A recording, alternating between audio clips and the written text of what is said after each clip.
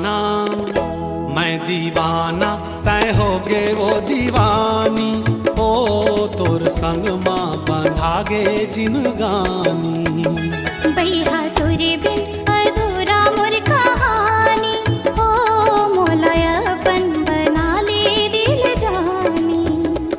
जैसे मौरा थे डारा जंगल वन माँ। तोर माया के पाना उल्होवे मन माँ। मैं दीवाना तय होगे वो दीवानी। ओ तोर संग माँ बंधागे जिनगानी। बैहा तोरे बिन अधूरा मोर कहानी। ओ मोलायपन बना ले दिल जानी।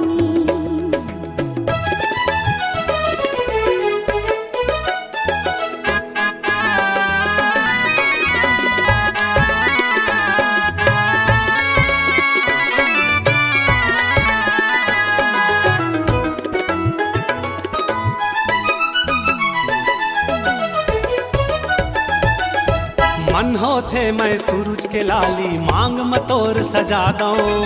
ए मोर भोरा दिल मोर कहथे सजना तोला बना लो। हाँ तोर संग भावर पराला। ओ माया प्रीत के वादा करके देबे झंडा।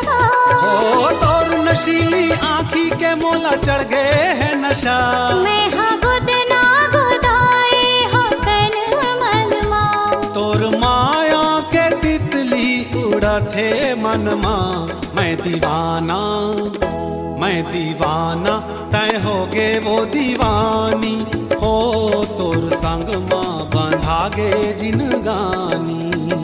बैहा तोरे बिन अधूरा मोर कहानी।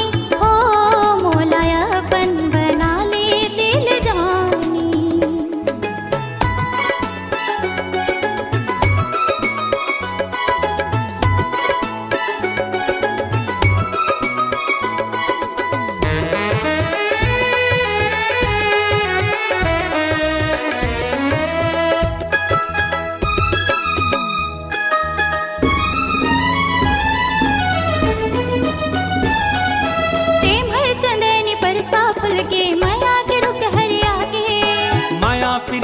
पूरा मरानी कचरा कुटा बोहागे।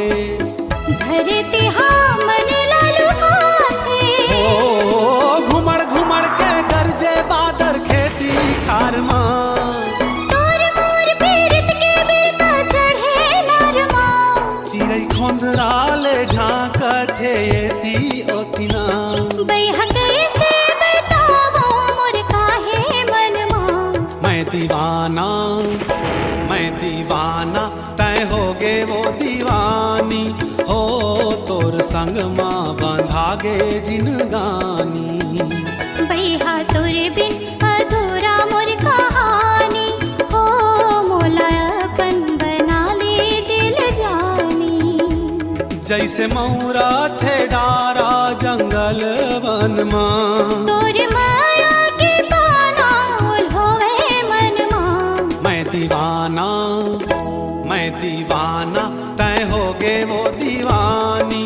हो तोर संग माँ बंधागे जिनगानी। बैहा तोरे बिन अधूरा मोर कहानी। हो मोलायपन बना ले दिल जानी। मैं दीवाना तय होगे वो दीवानी। हो तोर संग माँ बंधागे जिनगानी। मोलायपन बना ले दिल जानी। तोर संग माँ बंधागे जिनगानी। तोलापन बनाहूँ दिल जानी।